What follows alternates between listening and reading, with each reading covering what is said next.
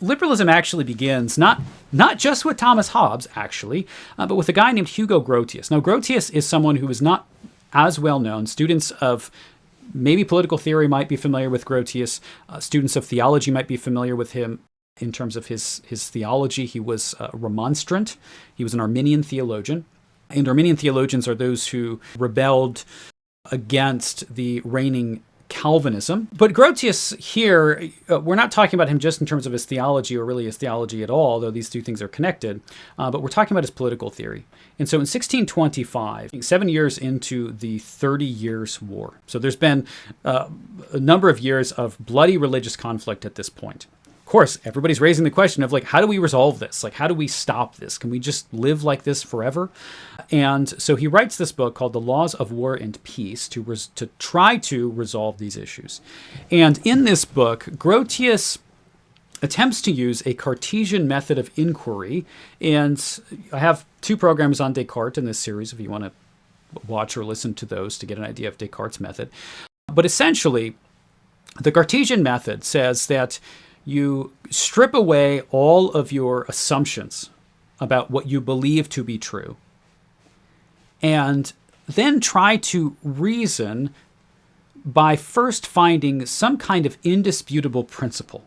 So what is a principle that I'm not just assuming, I'm not just taking for granted? What is something that I can definitively prove to be the case? And then take that first principle and then reason from there. Okay, so Descartes does this with his cogito, his I think, therefore I am, which he believes is this indisputable principle of reason, that he knows that he exists because he has this thought experiment and he couldn't possibly be thinking or doubting if he didn't exist. A thinking means that there is a thinker. And then he reasons toward the existence of God and the existence of the world and things from that point forward. So Grotius is trying to do something similar, but he's doing it in the realm of politics. And so he's asking the question, okay, through unaided reason, right, without using anything else except for pure reason. In other words, he's not looking at, like, scripture, even though he's engaged in theological debates. He's not looking at scripture and saying, okay, what does, say, Romans 13 mean about the purpose of government? He's just saying, by reason alone, apart from anything else, can I come to a logical conclusion about what the function or purpose of government is? And he believes that he has found that with this one fundamental issue, which is the right and necessity of self-preservation.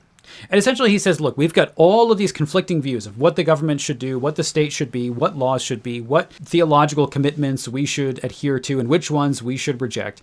We have all of these different proposals about all sorts of things. And nobody is resolving these just by debate. And this is what we're going to see in Hobbes as well, is both of them are looking at this and saying, okay, we see all these debates that are happening, people are writing all these theological texts, they're having arguments, but nobody seems to be convinced by the other side. It's not like you write one great argument in a theological text and all the people on the other side read it and they all say, oh, well, that was such a good argument, I can't refute it, and now we're all converting to the Lutheran Church. That would be great, but it doesn't happen. So he says, this isn't happening. This isn't being resolved by rational debate. But he says, well, can we find an underlying principle that is a kind of commonality underneath all of these different systems and proposals? And that's where he sees this indisputable principle. And so he says, everything else that we're saying about the state, everything else that people are saying about government, in some way assumes and flows out of this fundamental principle that people have a right to preserve themselves in their own lives and their own bodies. And so Grotius believes that this is a principle that was valid and true regardless of the validity of any Christian revelation. Again, Grotius is himself a Christian, as is like everybody that's involved in these debates. You know, there's questions of how orthodox in terms of Christian commitment they are, but they all at least claim to be Christians of some kind. And so Grotius says, but even if that whole thing were wrong, this principle would still be the underlying principle.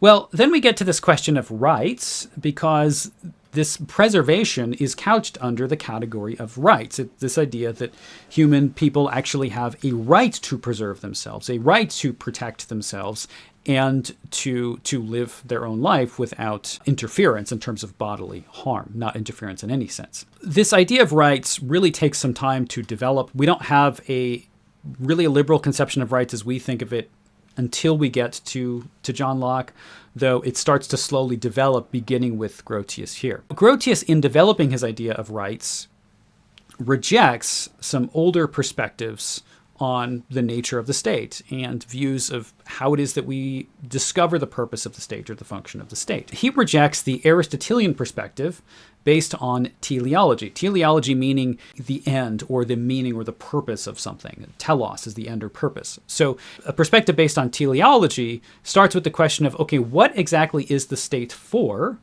What is any institution for? And then kind of reasons backwards to say, okay, well, if that's the purpose of it, how do we implement things that are going to kind of align with that goal or purpose? And in this Aristotelian view, there is some kind of general accepted common good. There is something that is viewed as the good of society, or a model of what a good society looks like. And that doesn't mean that you're going to achieve that perfection in terms of finding this perfect model of society. But if you have a goal or a view of what is a good society, then it gives you something to strive for and something to aim for and to direct your laws and institutions to. This perspective focuses a lot on personal virtue, this idea that human lives have a good end toward which they point. There is a telos or end or purpose in human actions and human character.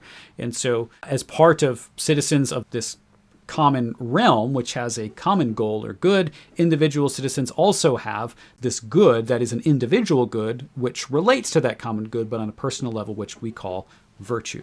So Grotius also shifts from classical views in that he does not argue for a basis in law that is in the transcendent order. And so classically, and by like the entire Christian tradition, it's going to be argued that human law has its basis in divine law.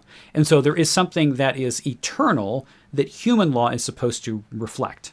Now, the way that that's reflected is going to be different throughout different historical periods or different cultures, but the general underlying principles remain stable, and the underlying transcendent principles are unchanging. And he doesn't do that, rooting a secular order within an underlying sacred order. Now, the language of rights is not that prominent of a topic in classical political philosophy. So you're not going to see a lot of talk about rights in Plato or Aristotle or Thomas Aquinas.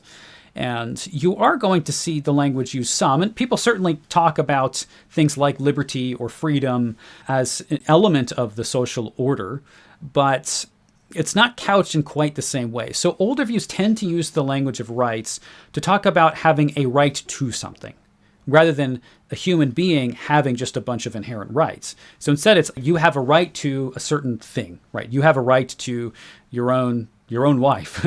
You have a right to your own kids or house. We have certain rights that are violated when someone takes something that is ours. That's more the context in which the language of rights tends to show up in the medieval period.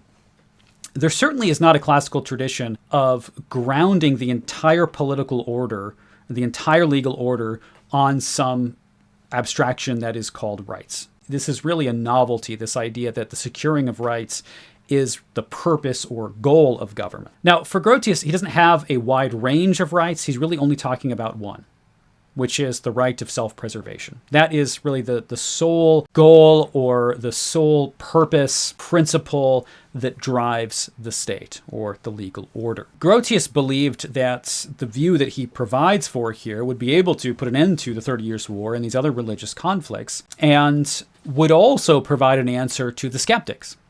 And so there are skeptics that basically say, well, there is no basis of law. Everything it's all just arbitrary. Montaigne kind of does this, where everything's just arbitrary. All you have is these magistrates that just kind of declare whatever the heck they want and determine that there is some divine order to things, and then people just have to obey it. It's just this bare exercise of power, and there is nothing underneath that at all. And so Grotius is trying to say, we don't have to go this nihilistic route and just say, well, there's no meaning or purpose or in anything, and it's all just arbitrary exercises of power.